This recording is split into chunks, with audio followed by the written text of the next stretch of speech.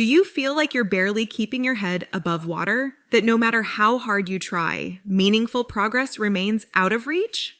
Heather gets that. She battled an eating disorder for years before seeking help. Now in recovery, Heather is here to tell you that positive change is possible even when it doesn't feel that way. Join her as she shares openly about her struggles and small triumphs. Fair warning though, Heather doesn't hold back. Her candid story may trigger some. But for those wanting honesty, hope, and healing, this is 1% Better with Heather. The information and stories shared on 1% Better are based on host Heather's personal experiences with eating disorders and mental health challenges. Heather is not a licensed doctor, therapist, dietitian, or other health professional. Her advice and opinions should not be taken as professional medical advice. Please consult your physician or a qualified health provider regarding any medical or health-related issues. 1% Better also contains descriptions of eating disorders that may be triggering for some listeners. Discretion is advised.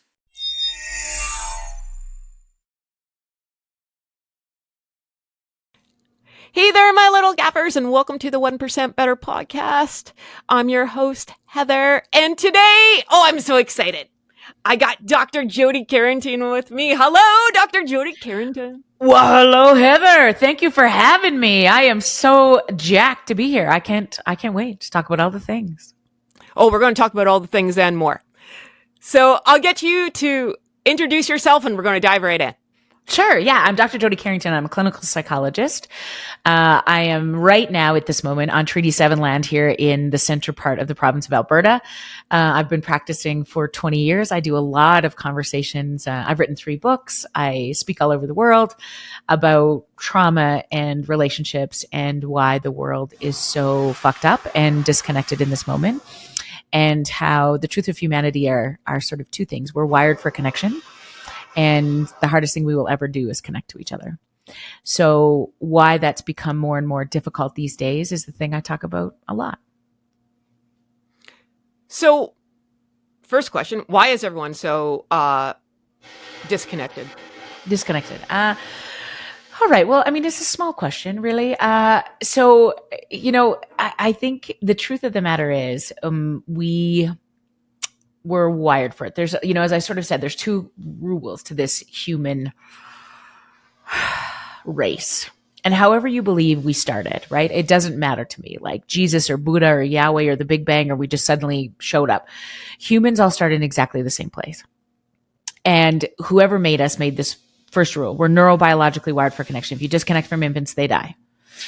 The second rule, just to kind of mess things up a little, is the hardest thing we will ever do is connect to each other, look at each other in the eye. And if you doubt that to be true, I mean, there's some beautiful research around just this capacity of looking at somebody you love for 4 minutes. And it is remarkably difficult to do, even to sort of glance in a room of people just to get them to look at each other. You think about what happens when you get in an elevator these days, or, where's the first place we look when we're walking down the street? We tend to not look at each other. And the hard part about that is the healthiest among us have the capacity to not only look, but to see. And the heart of all the things that matter in this world is this thing called emotional regulation, how to stay calm in times of distress. And the way you learn that, you see, is somebody has to be physically present with you to show you, not tell you. And from a neurophysiological perspective, when, you are born into this world, how you communicate with other people is you cry. You lose your friggin' mind.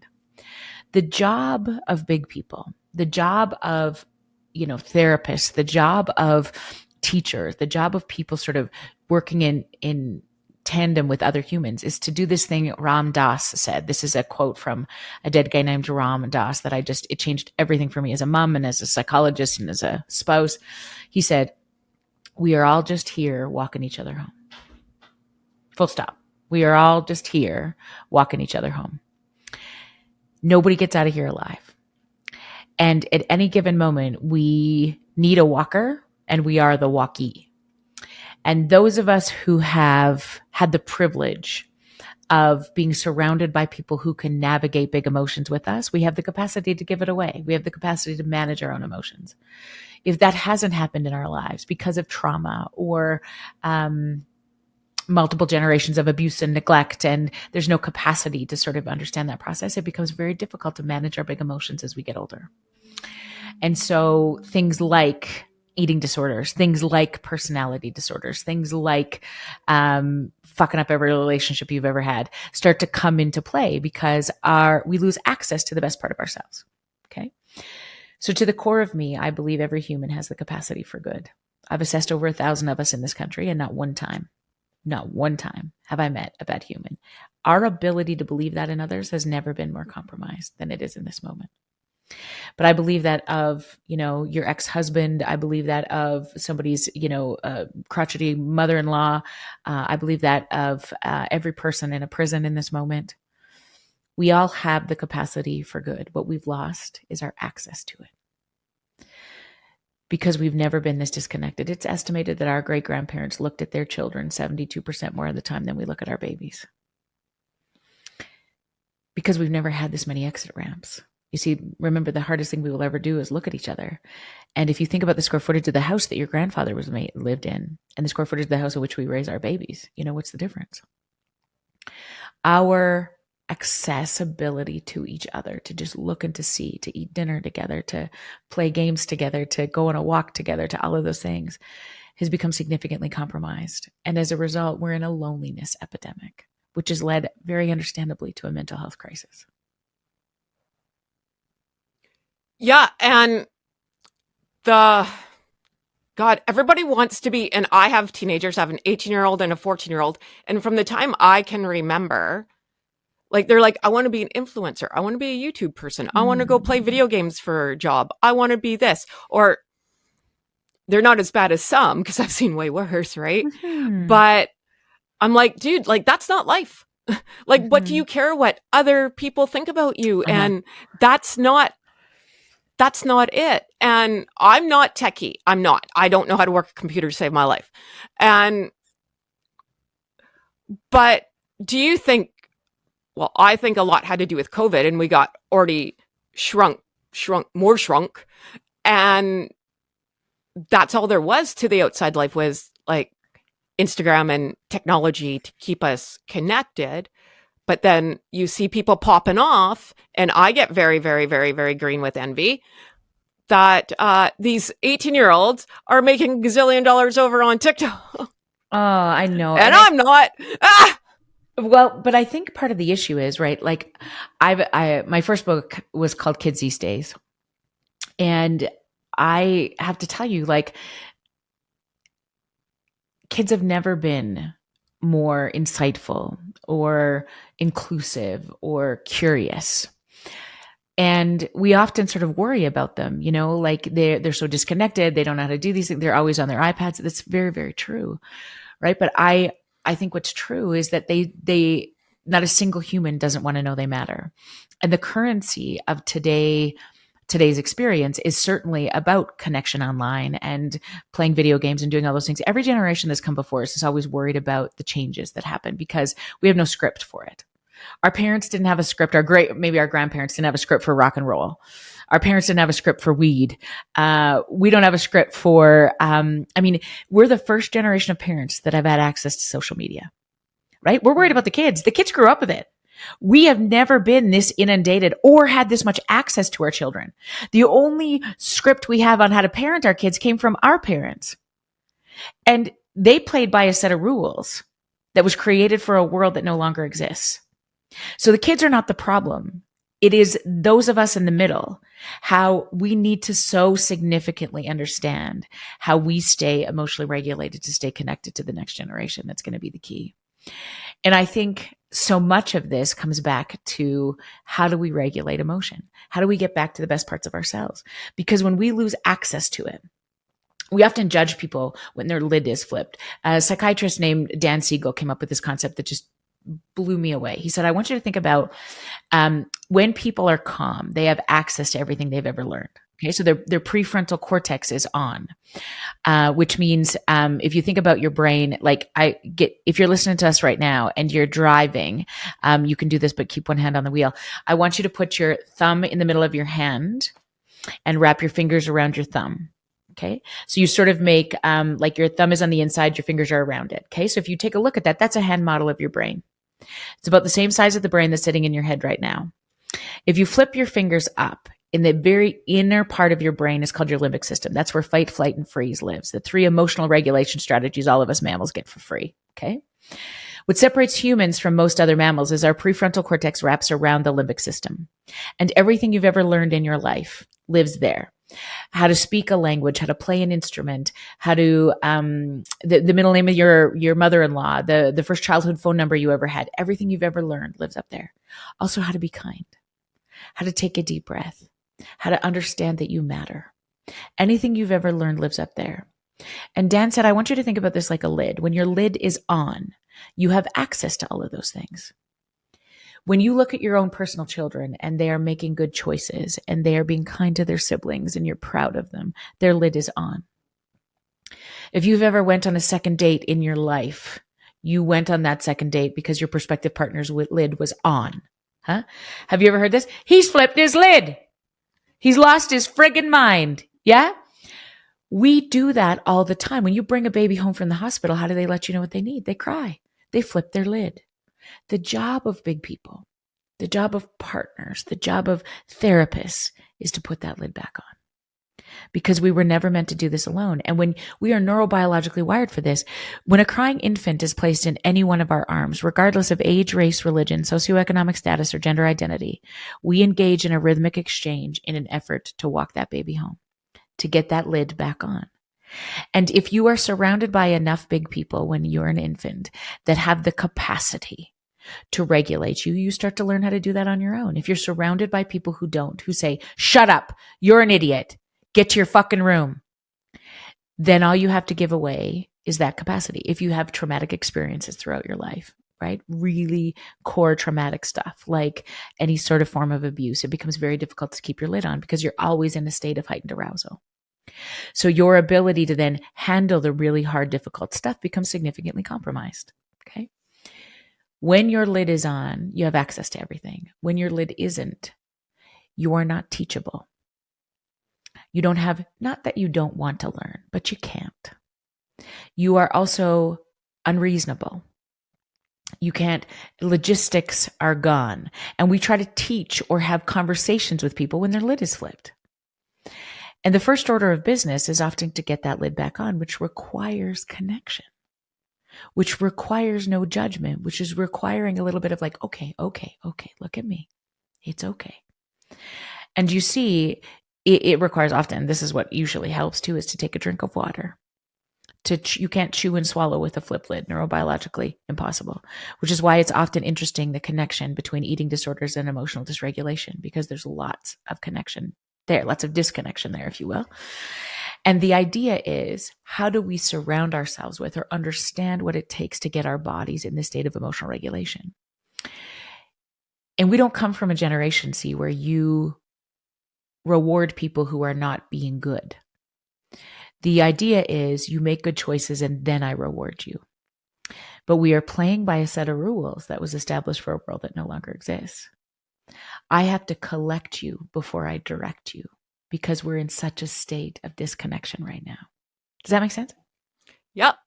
Yeah. And I'm like totally disconnected. My lid's on a whole nother planet and I live in fight or flight. And I just learned like last year that that's not normal. And I'm 45. So I'm like, oh, well, that explains a lot. So doesn't it, Heather, right? So when you have access to your good, right?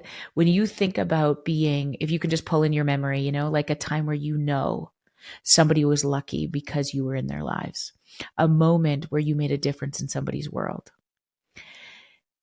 That's where you have access to your good. That's who you are. And oftentimes when we find ourselves in compromising positions, saying things that we don't mean, making our bodies sick, eating excessively, we are in a state of disconnection. We lose, not that you don't have the capacity, but you lose access to it. And so the question oftentimes in therapy, or the question for our own selves, is really like, how can we get there? Why does it feel safer in a state of lid flip than it does with our lid back on? And can we start to then retell the story to our body that in this moment you are now safe?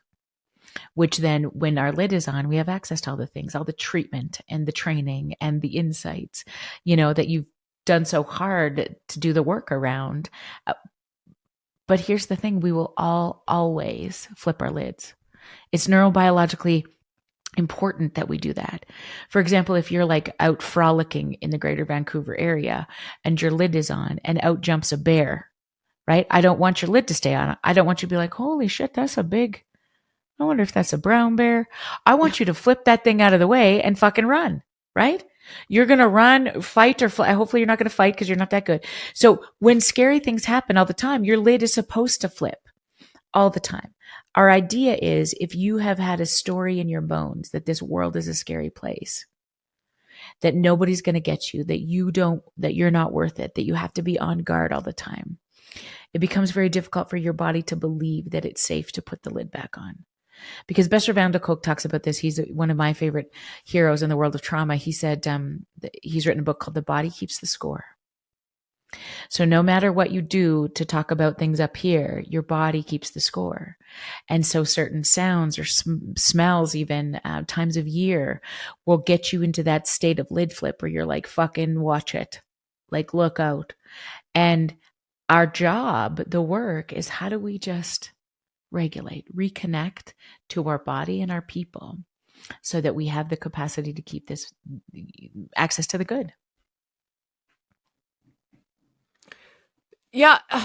It makes a lot of sense, right? Like, I know why I got my bulimia and anorexia. I was in a horrible workplace accident. I got blown up. I'm not even making that up.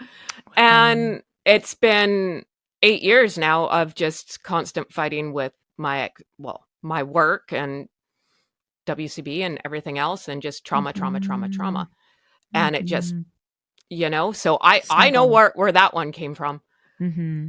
And it's taken me this long to figure it out that there's nothing I can do with it. I'm talking to morons, right? And they're going to say moronic stuff, but my response to it, I can somewhat control, right? Yeah, like 100%. Try to get a handle on it, right? Right. But that explains a lot why a lot of people go and do certain things, why people become drinkers, why people start doing drugs, why people do other things that are not conducive to their life. 100%. When reality doesn't feel safe, or when you don't feel competent or confident, you will do your best to numb. And the hard part about numbing is that you can't do that selectively. I wish you could just numb the pain. I wish you could just numb the trauma, the feeling that they didn't get you, that they question your legitimacy, your contribution to their organization, whatever that is, yeah? Or, your role as a mother or a wife or whatever starts to sort of eat at you in that space. And I think the hard part about numbing, right, is that you then also numb all the joy. And you numb the capacity to heal and to find the good stuff too. And so oftentimes numbing works for a short period of time because it keeps you sort of in this space where you don't have to feel all the bad stuff.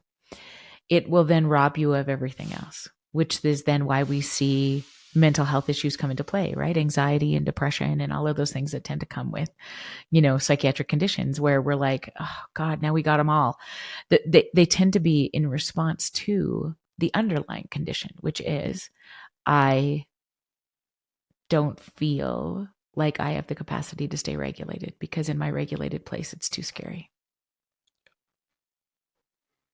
Yeah, well, you're preaching to the choir.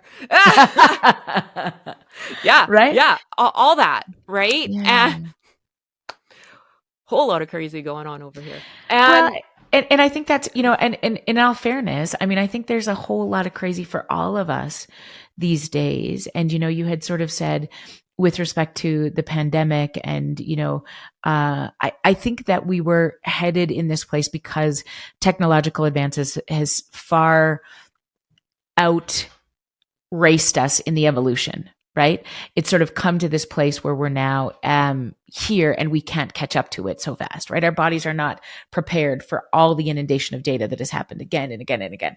And so then what happens there is then we just get to this place where we're just overwhelmed. And then the pandemic came and it said, for 3 years, For the physical safety of your communities, you need to separate from each other, from your families and from funerals and from weddings and from the things that will allow your bodies to heal. We have to keep you apart from each other. And we will pay the price. We will witness the price of the pandemic, despite the fact that we think it's over now, for the remainder of our lifetimes. In the sense of watching, the dysregulated places that so many of us get to. And I think the hard part about this is then it's like, so what do we do about it now? Right? Which is the question where we all ask each other, hey, what do you think about that? What do we all do about it? Yeah, like that's the question, isn't it? I think we're going to be studied for centuries of this 3 years of being like we're pods, we're mammals, we're pack people, like we're meant to be in packs. And like you're saying, you're taking every joy. You should just start building asylums because, like you've tried to make people, like a whole world, go insane.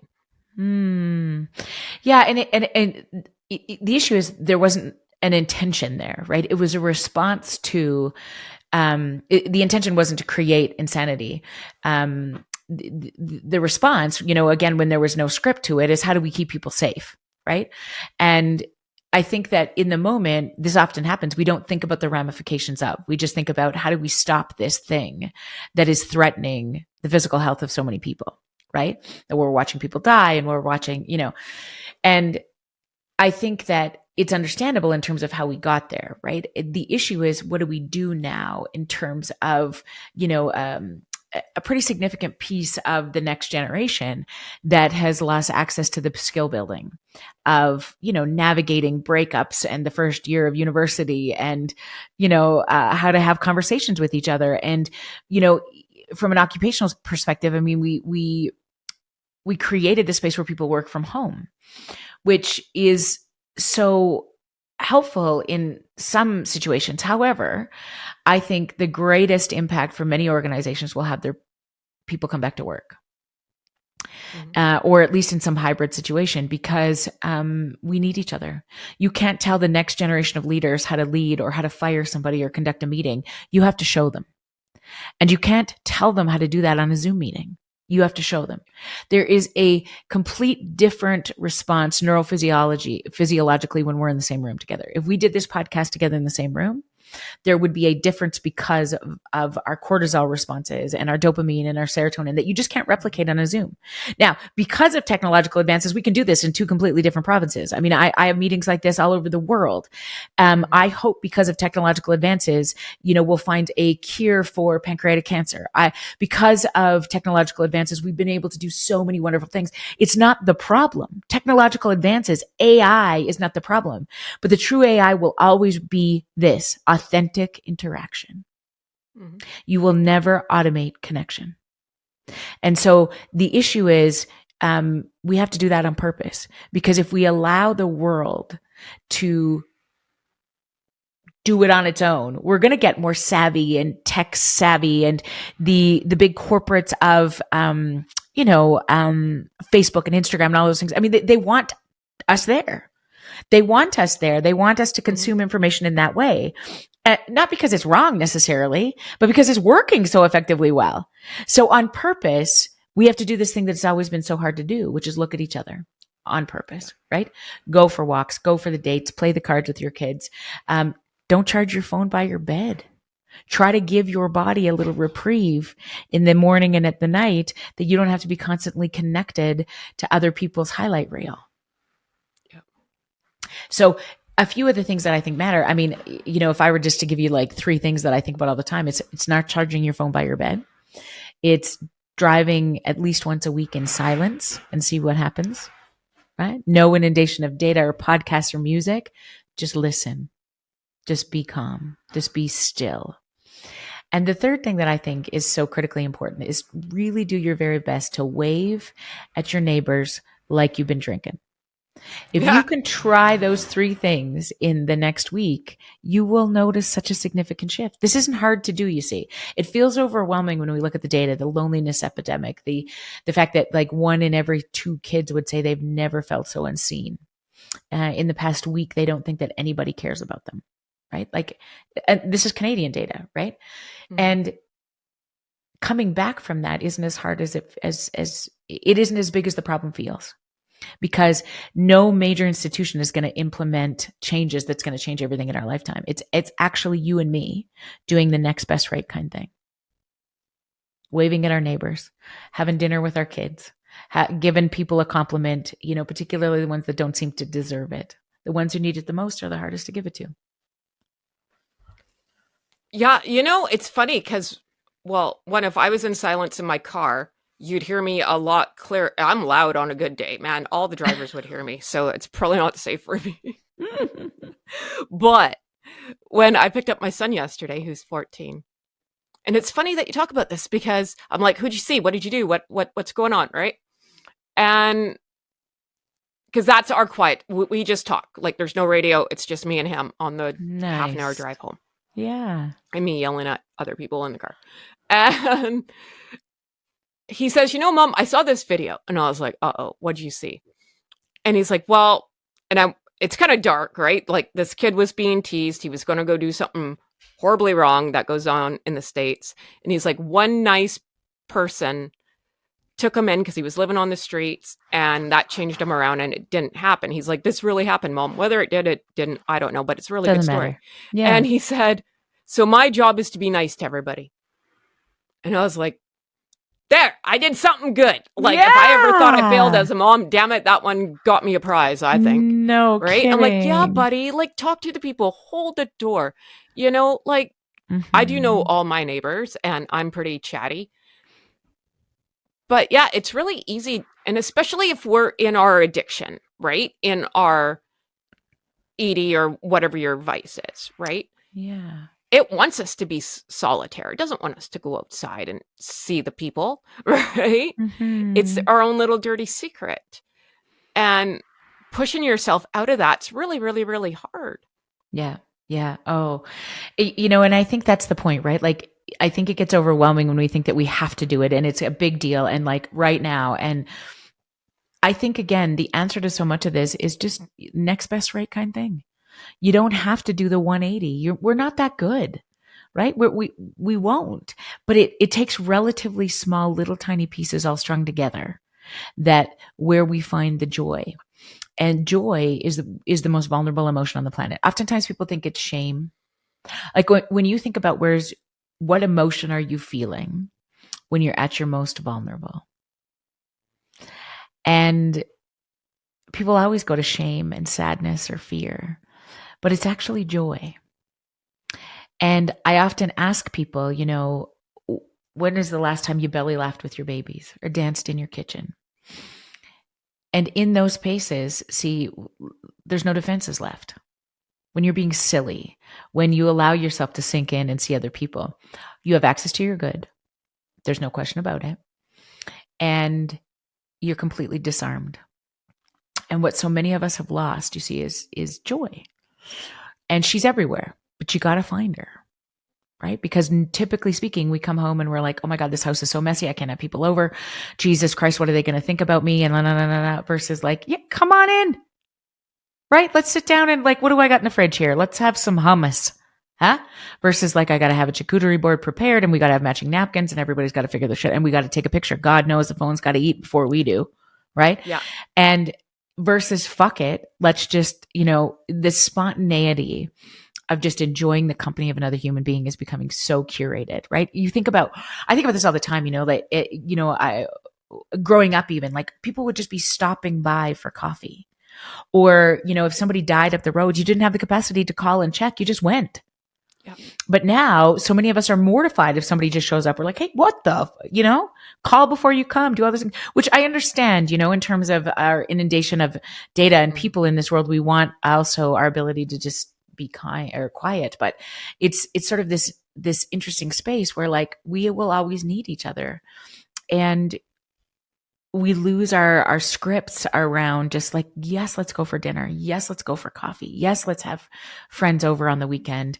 And I think that's so interestingly understandable that we don't want people, because we spend all day watching other people on social media, listening to other people. And listen, our kids have never had this much access to us.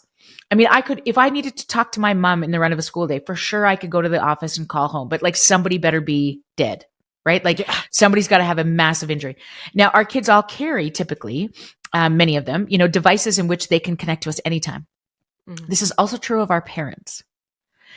We're in this generation where we're new to social media, and our parents can get us anytime we want. My dad knows I'm going on stage yesterday. He's in the middle stages of dementia, and he can call me instantly, which is beautiful in so many ways. But he's like, I don't understand. How do you get the Masters, the golf thing on your phone? Holy fuck. Like, I think he's dying. Like, are you okay? What's happening? Now I'm thinking about, why is he trying to get this? Where is his partner? Where is my brother even? Fuck me. So all of that stuff has happened. And then I try to go do my job. And when I'm doing my job, I'm watching the people. Oh, they're not responding well to this. Or like, this kid just tells me this, or this human just said, holy fuck. And I'm holding this. And then I get home and I'm supposed to just love my own kids and sink into my marriage to make that great so that everything doesn't fall apart. Well, guess what? I don't have a fucking thing left. So then we just want to numb on Netflix, and we wonder then why, or some crime scene documentary, which typically makes us so relaxed. I mean, like right. That's the number one downloaded podcast, right? You and I both have a podcast, so I'm often watching, where we land in the realm of podcastery. And I mean, I think my podcast called Everyone Comes From Somewhere is fucking amazing. It's done very, very well. I will never beat the crimes drama. I'm like, there's nothing about how do we be better humans that is sexier than we think that somebody got her in the middle of the night, but we don't know. Like, that's what we want to hear, right? And so it's so fascinating to me that we are constantly inundated by data that doesn't allow our bodies to be still or to rest. And if you've ever seen a toddler miss a nap, you know that they become quickly assholery-ish. Yes. We are a whole community full of people that have missed their naps. And so the ability to be kind and nice and connected and just wonder about another person's experience has become significantly compromised. There's nothing wrong with us. Our access to the good has been compromised. Yeah. And it's so true. And I'm sorry about your dad, going through all that. I am in the same boat as you. I was with my dad on Tuesday because he can't be left alone. And that was an adventure. And so I speak your language, my friend. Mm-hmm. And yeah, like I get it. Like it's so much. I can't do the crime scene thing. I already got enough PTSD. I don't need more. And yeah. It's so much. And I say that all the time. Like, when's the last time that you've listened to somebody? Like, really listened? And I say it all the time. Listen to the whispers because you'll never hear the screams. That's such a good line. Yeah. And not everybody has somebody to reach out to. And I was going to bring up your podcast, Everyone Comes From Somewhere, which I love. Right? Because, yeah, we all just want to be heard. We want to be heard. Yeah. Yeah. Like, yeah. And the last book that I wrote is called Feeling Seen. And I think it's the answer to this disconnected world. If you have ever been in a place where somebody has made you feel seen, and the definition of that is, it's often written without words. It often comes without sound. It's this deep knowing that somebody gets you, that you feel got. And it's often interesting when you just do the opposite of that. Like if you can give me the amount of times where somebody didn't get you, where it was like you were screaming and they had headphones on, or like you were like, this is so blatantly obvious. It is your truth. And they're like, That's the definition of feeling unseen. And the more disconnected we become, the harder it is to see other people, right? So this feeling of being seen, of being understood, of being acknowledged is truly the only thing that we will need as human beings to be healthy.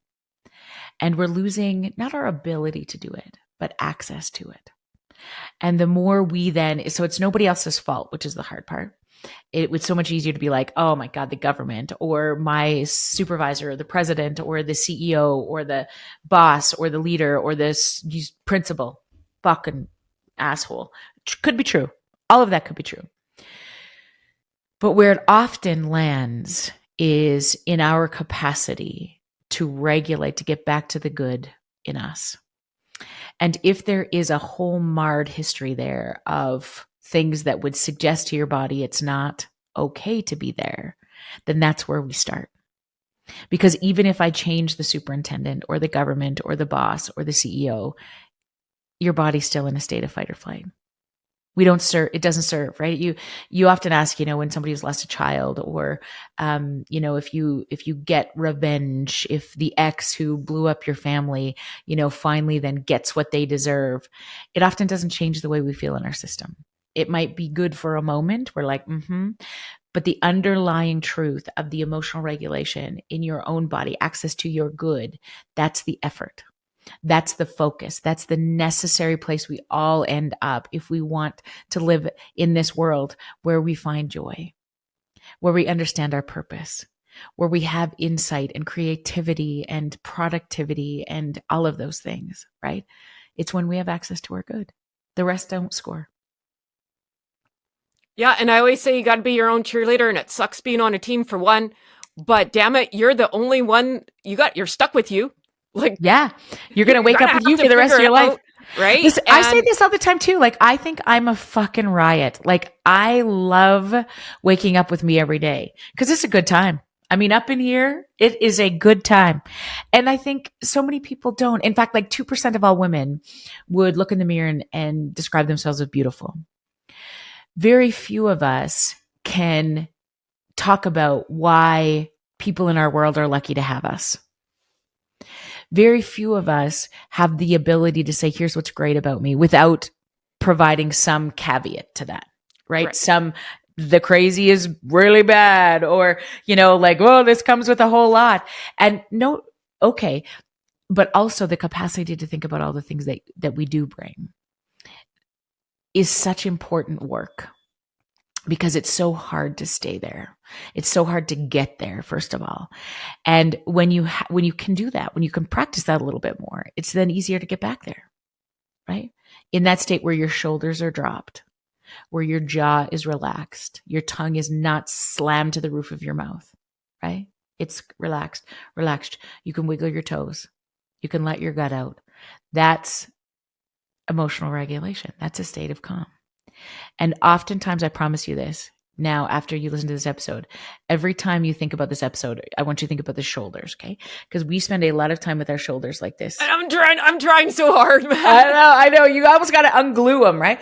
Because if you write the word shoulders on your bathroom mirror, like on a sticky note in your bathroom mirror, put it in your car, put it even a reminder in your phone. I promise you, every time you see that word, your shoulders are here.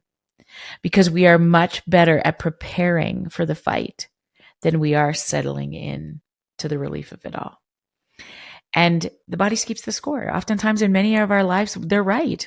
We have our jobs to worry about, our parents to worry about, our children to worry about, our finances to worry about, our mental health to worry about.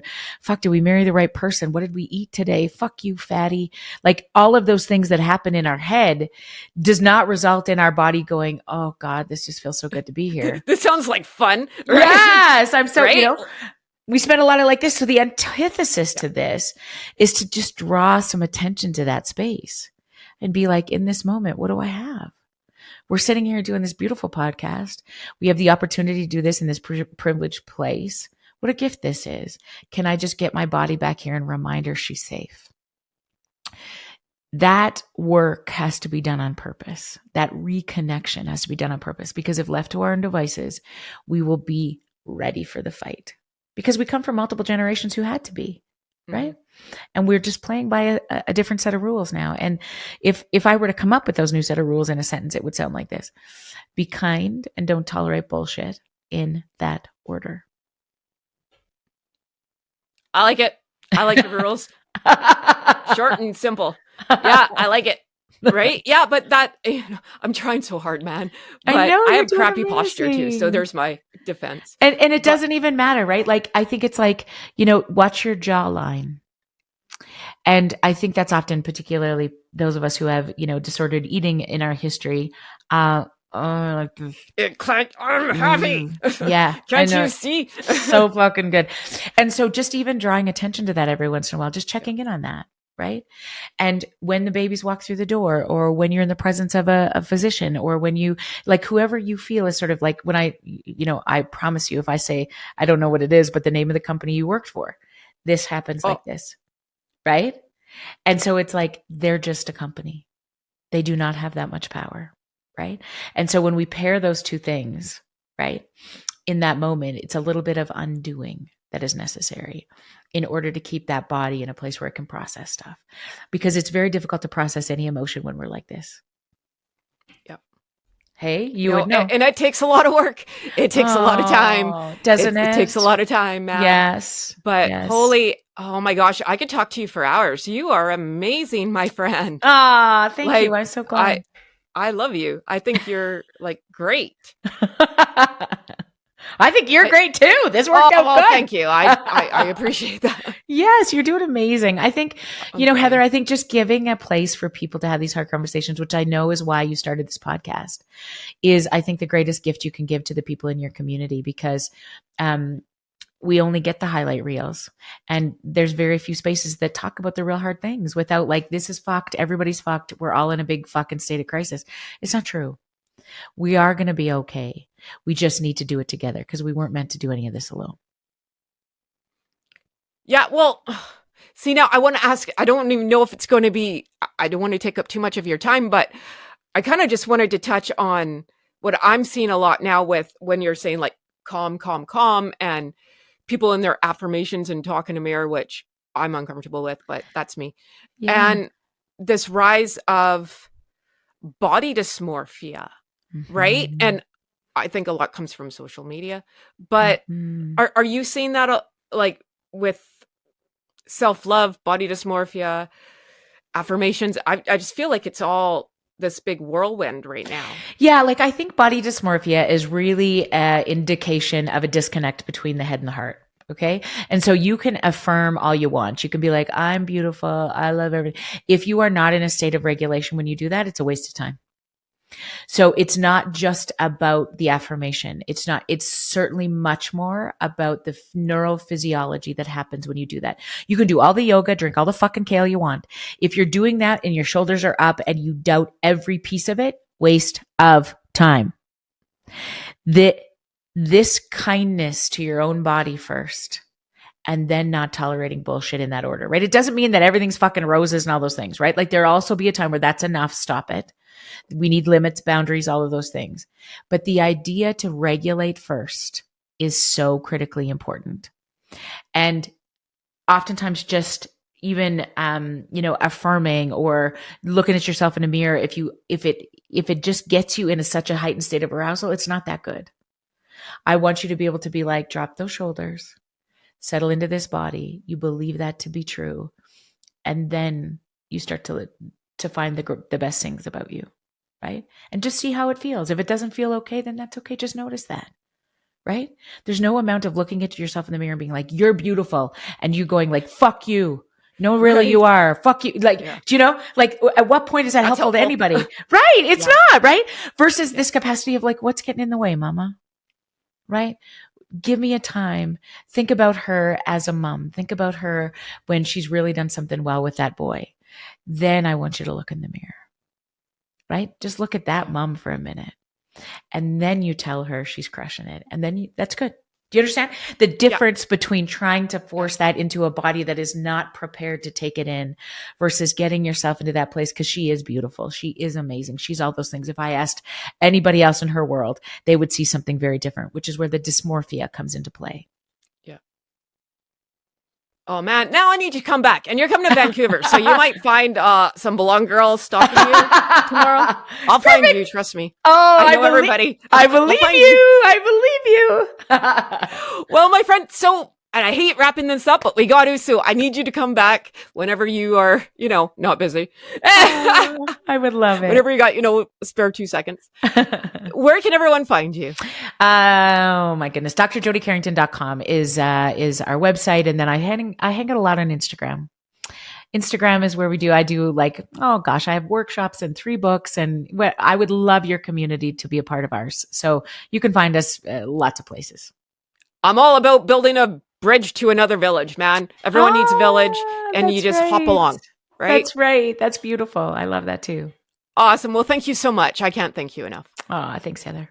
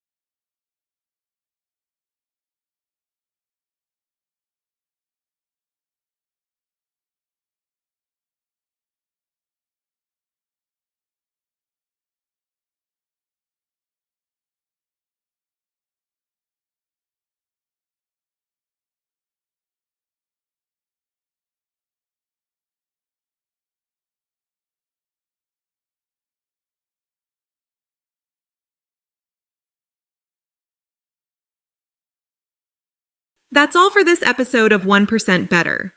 To continue the conversation, head over to our website at www.1percentbetter.ca, where you can access more stories and resources. We'd also love it if you subscribed and left us a review on your favorite podcast platform. And remember, friends, progress takes patience, perspective, and sometimes a little help from people who get it. So be kind to yourself and others as we work to get 1% better every day. We'll see you back here next week.